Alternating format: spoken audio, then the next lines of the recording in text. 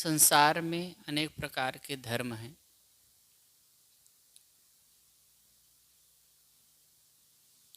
हिंदू धर्म, जैन धर्म, बौद्ध धर्म, ईसाई धर्म, सिख धर्म, यहूदी धर्म, पारसी धर्म।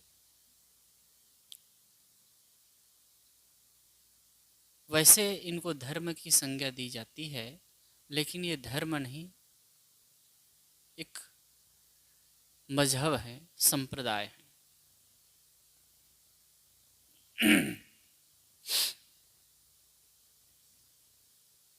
अच्छा है किसी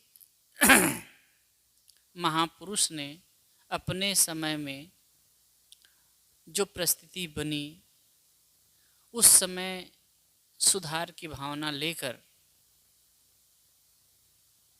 कुछ कुरीतियों को, कुछ बाह्य मान्यताओं को तोड़कर एक समाज को दिशा देने की चेष्टा की, और वही एक परिपाटी बन गई, वही एक धारा बन गई, आगे चल कर के संप्रदाय का रूप ले लिया,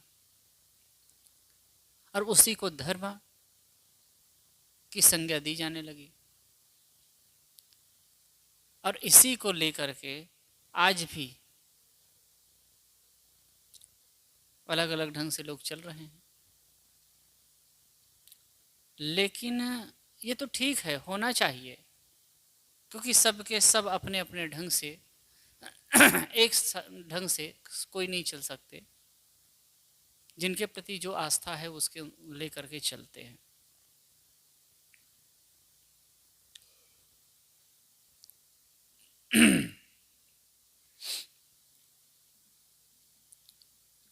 लेकिन जब धर्म के नाम पर असहिष्णुता आ जाती है,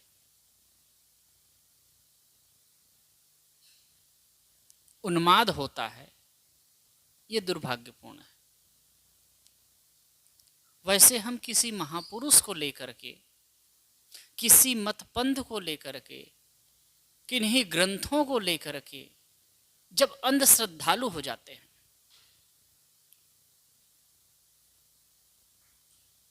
तो फिर हम कहीं के नहीं रह जाते हैं, जड़ हो जाते हैं। आस्था ठीक है, भावना ठीक है, लेकिन जो कहा है वही सब कुछ है।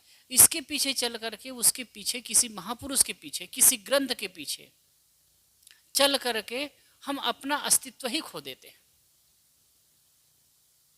जैसे बुद्ध हुए, महावीर हुए, क्राइस्ट हुए, मोहम्मद हुए, ये जो हुए, इन्होंने एक धारा चलाई, किसी के पीछे नहीं चले,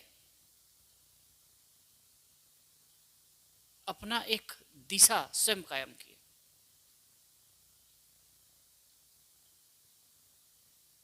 उन्होंने स्वयं अपने लिए रास्ता चुना, जागरण पैदा की, दिशा निर्धारित किया। उन्होंने अपने स्तर पर सत्य को समझा, जिया, कहा, और उसको लेकर के हम लकीर पीट रहे हैं। हमारा कोई अनुभव नहीं है। बुद्ध ने क्या कहा, कबीर ने कहा, महावीर ने कहा, क्राइस्ट ने कहा, और उनको लेकर के एक अंधविश्वासी हो गए। उसने ऐसा कहा, अब उसको लेकर के जी रहे हैं। सत्य से कोई मतलब नहीं, सत्य से कोई दूर दूर का रिश्ता नहीं, अनुभवजन्य ज्ञान है ही नहीं, केवल उसने कहा, अब उसी को मान ले रहे हैं, उसे लकीर के फकीर हुए हैं। वो अपने समय में, अपने परिस्थिति के अनुसार, अपने अनुभव से जो कुछ भी जाना वो कहा, अब उसको हम सत्य माने रहते हैं, उसको लेकर के हम लकीर पीटते हैं, और केवल बाह्य उन्माद में पढ़ करके एक दूसरे के साथ में बैर विरोध करते हैं। कितना दुर्भाग्यपूर्ण है। आज भी देखा जा सकता है, कोई राम को लेकर लड़ रहा है, कोई रहीम को लेकर के लड़ रहा है। राम अपने समय में सही हो सकते, उन्होंने जो जाना, हम क्या जाने। कृष्ण हुए, अपने समय में वो सत्य को जाना, और जो कुछ कहा उसको भगवान मान के पूज रहे हैं, लेकिन हम क्या जानते हैं। हम कहाँ समझ पाते हैं। जैसे कि वाल्मीकि रामायण में आया है, सत्यमेवेश्वरो लोके सत्य धर्मः सदसिता सत्य मूलानि सर्वाणि सत्यान नास्ति परम पदम। सत्यमेवेश्वरो लोके, इस लोक में सत्य ही ईश्वर है। सत्य धर्म सदाश्रिता, और धर्म सत्य से आश्रित है, सत्य के से में ही टिका है। सत्य मूलानि सर्वाणि, सभी का मूल सत्य है। सत्या नास्ति परम पदम, सत्य से बढ़कर कोई दूसरा परम पद नहीं है।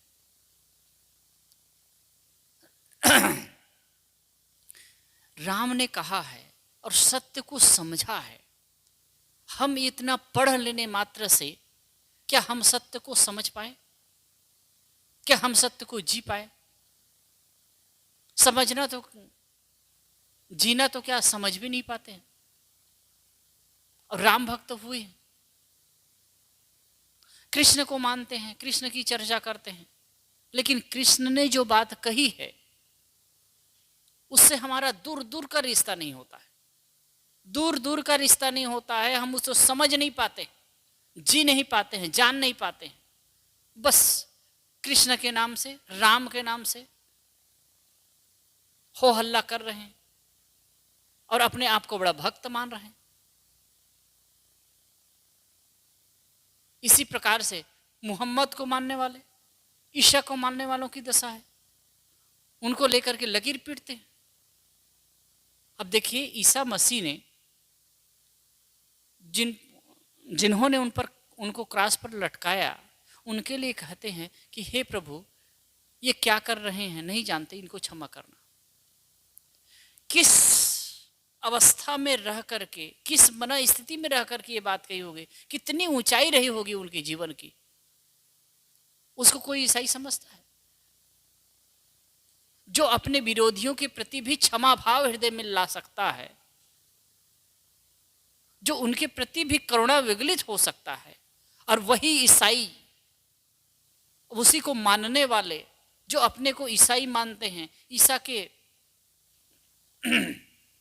मत के मानते हैं, आपस में खून खच्चर करते हैं, हिंसा हत्या करते हैं। तो ईसा को कहां समझ पाए? कैसे ईसाई हैं? उसके अनुगामी कहां हैं? वैसे अनुगामी का मतलब होता है अनुगमन करना, उसके रास्ते पर चलना।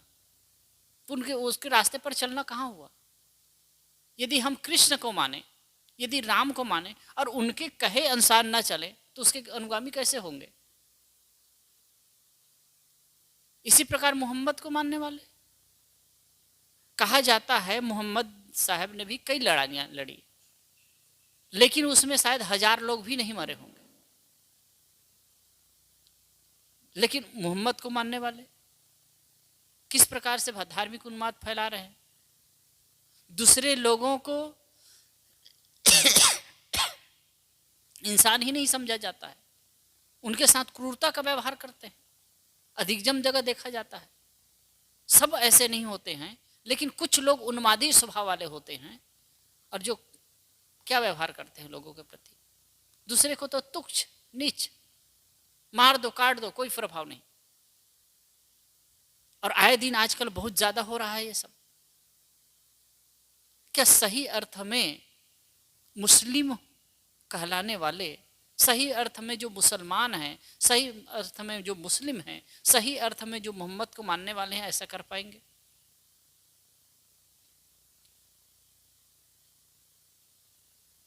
कृष्ण को मानने वाले,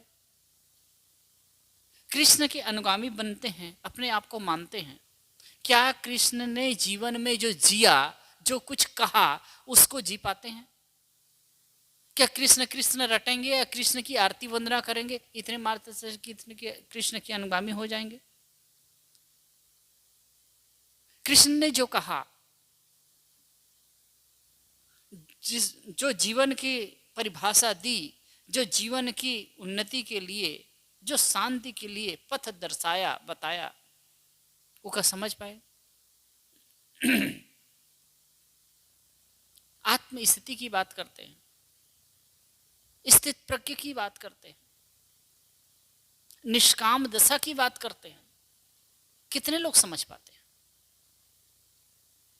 कि कृष्ण कृष्ण रटने या जपने? एक दुर्भाग्य है मानव समाज का, बहुत बड़ा दुर्भाग्य है कि महापुरुषों को हम पूजा की वस्तु बना देते हैं और पूज करके ही अपना कल्याण चाहते हैं। यदि आज के युग में कबीर, बुद्ध, कृष्ण, राम और ईसा, मोहम्मद आ जाएं तो उनकी कोई इज्जत नहीं करेगा, हर आदमी उनकी उपेक्षा कर देगा, उनको समझ नहीं पाएंगे लोग। मरने के बाद उनकी पूजा, इबादत, प्रार्थना और मान्यता बढ़ जाती है, और जब तक रहते हैं उनको तिरस्कृत किया जाता है। ईसा को क्रॉस पर लटकाया गया, सुकरात निर्मल संत, उनको जहर दे दिया गया। क्यों? वास्तव में सत्य को समझना ही नहीं चाहता समाज। सत्य कहने वाले लोग खटकते हैं, सत्य लोगों को चुभता है, सत्य को जी नहीं पाते। और इसीलिए तो कोई भी आदमी सत्य कहने की चेष्टा की तो या तो उसे मार दिया गया या तो प्रताड़ित किया गया। आप इतिहास उठा करके देख लीजिए। मुंह देखी बात करें, लल्लो चप्पो वाली बात करें, गोल मटोल बात करें, महिमा की बात करें, चमत्कार की बात करें, लोगों को अच्छा लगता है। किसी महापुरुष की जीवन लीला की बात करें, अब ये सब बातों को स्वीकारते हैं, उसमें मजा लेते हैं, वो अच्छा लगता है। लेकिन सत्य की बात कहें, जो राम ने कहा, जो कृष्ण ने कहा, कृष्ण ने जो सच्चाई की बात कही, उस बात को कौन सुनने वाला है, कौन स्वीकार करता है? राम जिए, कृष्ण जिए, बुद्ध जिए, कबीर जिए, वो जिए और जिस आधार पर वो चल करके वो स्थिति हासिल किए, वो ज्ञान दशा में स्थित हुए, उस बुद्धत्व और भगवत्ता में स्थित हुए, और जो मार्गदर्शन दिखा गए, कौन चलता है? भले अनुगामी होने का ढोल पीटते हैं, भले उनके नाम से उन्माद फैलाते हैं, लेकिन अधिकतम लोग उनके विचार से, उनकी सत्यता से अनभिज्ञ रहते हैं। अब ये समझना होगा कि धर्म किसी के पोगापंथी होने से, किसी के पिछलग्गू होने से नहीं हो सकता है। कृष्ण का धर्म उसके हृदय से निकलता है। इसलिए कहते हैं धर्मस्य तत्वम निहितम गुहायाम, धर्म का तत्व गुहा में छिपा हुआ है, तो बाहर नहीं है। पोथी को पढ़ करके, ग्रंथों को पढ़ करके, किसी को सुन करके मैं संवेदना को नहीं समझ सकता, कोई भी आदमी नहीं समझ सकता, अनुभूति नहीं हो सकता। अनुभूति बंद कर दे, बंद कर देना।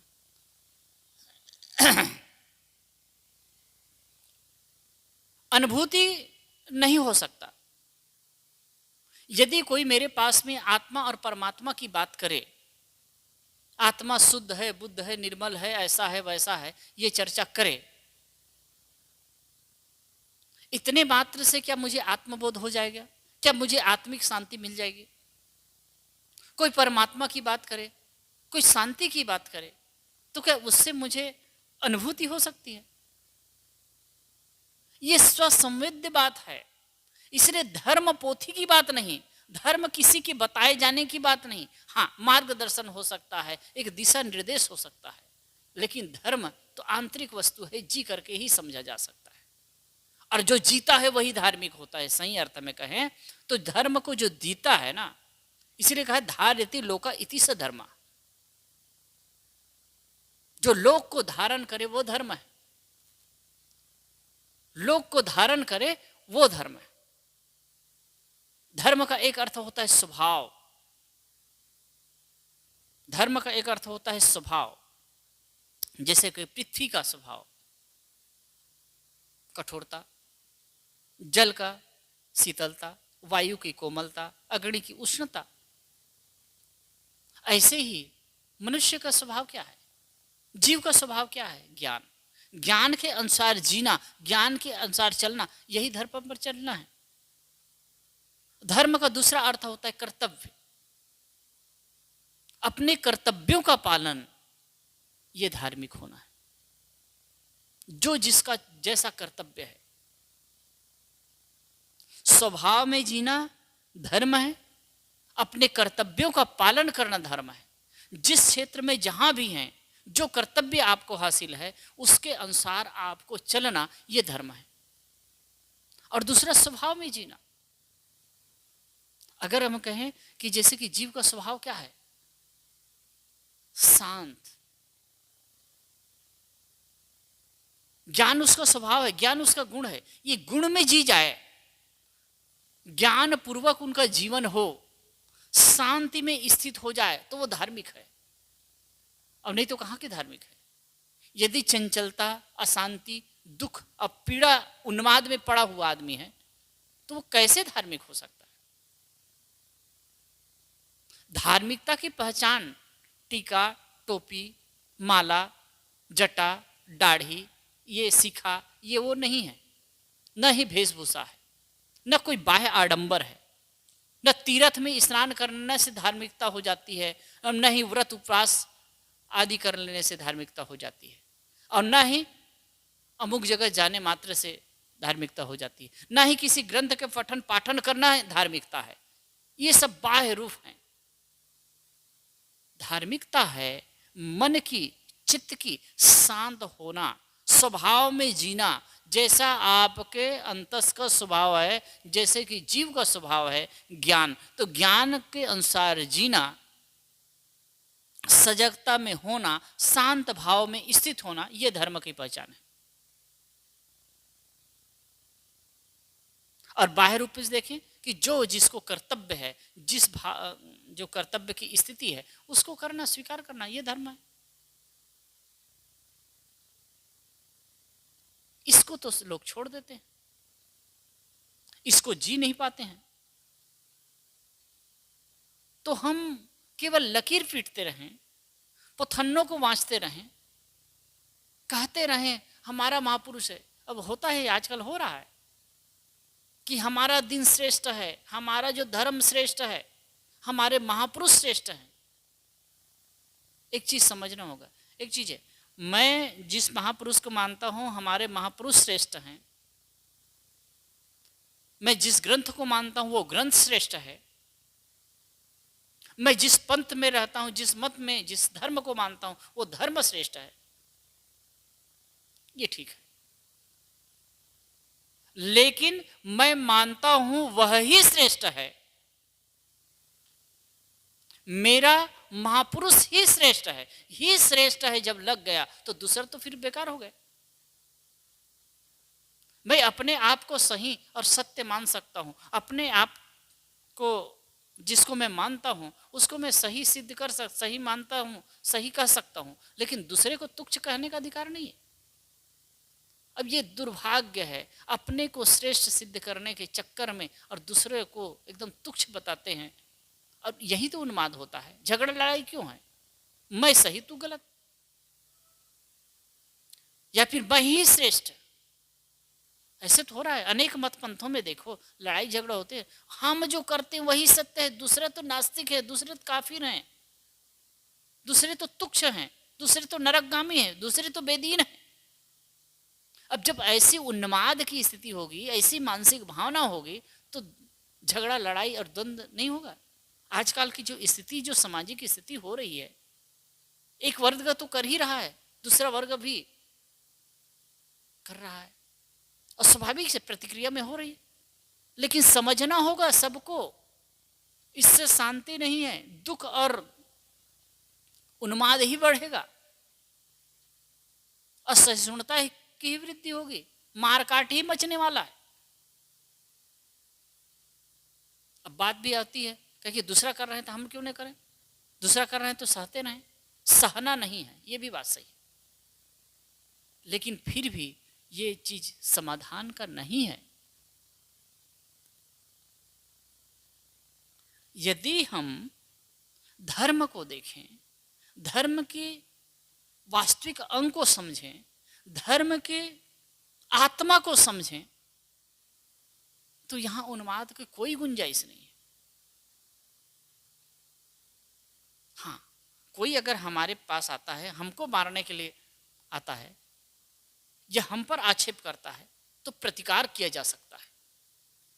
ये मनुष्य का, जीव का अधिकार है, ये प्राणी का अधिकार है। यदि कोई गलत करता है हमारे साथ, तो हम शक्ति चले तक उसका प्रतिकार करें। लेकिन भावना भड़का करके जो स्थिति खराब की जाती है, वो गलत है। और स्वाभाविक से बात है, एक करता है तो दूसरा भी करेगा। आप सत्य को समझें, अपने महापुरुष को समझें, अपने जो धर्म की स्थिति को समझें। वास्तव में धर्म अलग अलग है ही नहीं, धर्म अलग है ही नहीं। धर्म किसी देश काल में बनता भी नहीं है। धर्म तो शाश्वत और सनातन है। धर्म है आत्मा की आवाज, धर्म है स्वभाव, धर्म है कर्तव्य। जो स्वभाव में जिएगा, जो आत्मा की आवाज में जिएगा, जो अपने कर्तव्यों में जिएगा, वो किसी की हिंसा हत्या कैसे कर सकता है? उन्माद में, द्वेष में कैसे पड़ सकता है? अब ये होता क्यों है कि धर्म के स्वरूप को नहीं समझने के कारण, धर्म क्या है उसको नहीं जानने के कारण।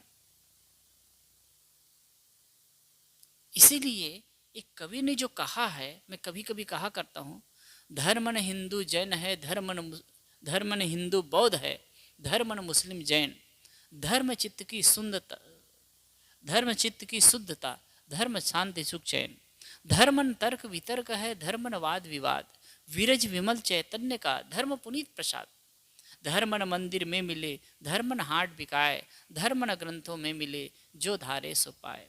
संप्रदाय न धर्म है, धर्मन बने दीवार, धर्म सिखाए एकता, धर्म सिखाए प्यार।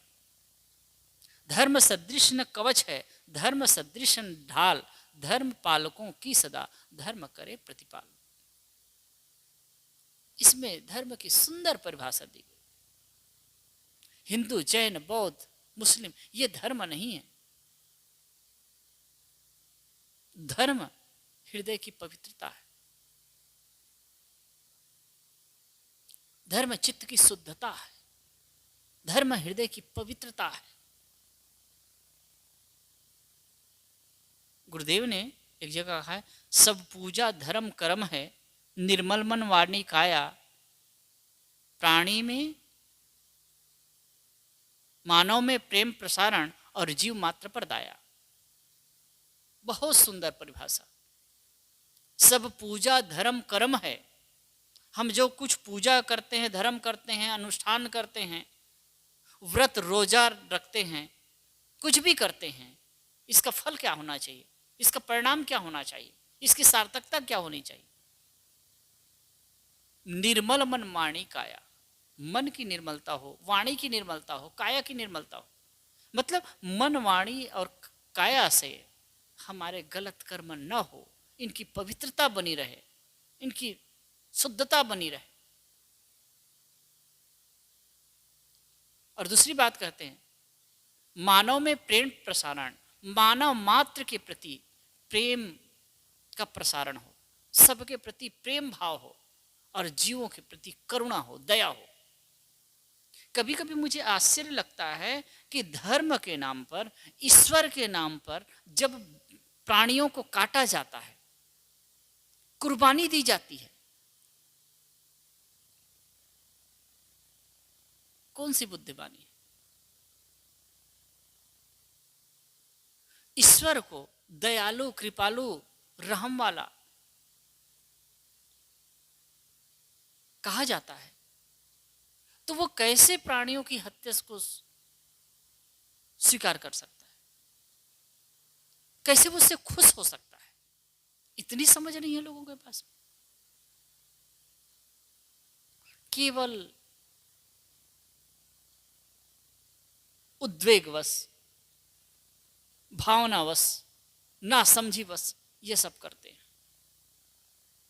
हृदय की पवित्रता है, मन की पवित्रता है, जीवन की पवित्रता है, तो आदमी किसी की हत्या कैसे कर सकता है? और भारतीय दर्शन में तो बहुत सुधार हुआ है, भारतीय समाज में बहुत सुधार हुआ है। पहले यज्ञ आदि के नाम से खून खराबा होता था, मारकाट होता था, बलि प्रथा थी, वो सब कुछ समाप्त हो गया और सात्विक रूप हो गया।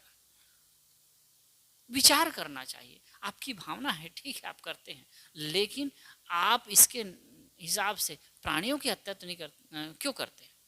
समझिए, वही तो है ना, जो चला आ रहा है और केवल लकीर के फकीर बने बैठे हैं। आप उस चीज को समझ रहे हैं, सत्य को जीने की चेष्टा करें, जानने की चेष्टा करें, है क्या चीज, अनुभूति में क्या है आपका। पहले वाले ने कह दिया और आज उसी में भूले पड़े।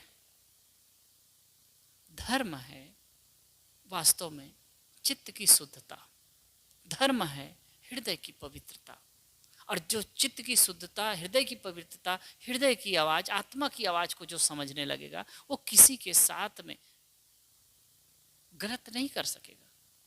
एक तरफ तो ये भी होता है, कण कण में भगवान है, जर्रे जर्रे में खुदा है। जब कण कण में भगवान है, जर्रे जर्रे में खुदा है, तो जिनके साथ में हिंसा हत्या का व्यवहार किया जाता है, क्या उसके अंदर में खुदा नहीं है, उसके अंदर परमात्मा नहीं है, उसके अंदर भगवान नहीं? केवल कहते सुनते भर हैं, लेकिन उस पर विचार नहीं करते।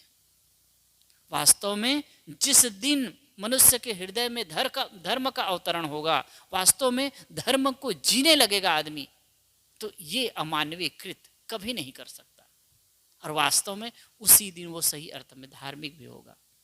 तो हम सबको धर्म के शाश्वत रूप को, सही अर्थ को समझ करके जीवन जीना है और सही अर्थ में धार्मिक होना है। बोलो सद्गुरुदेव की जय।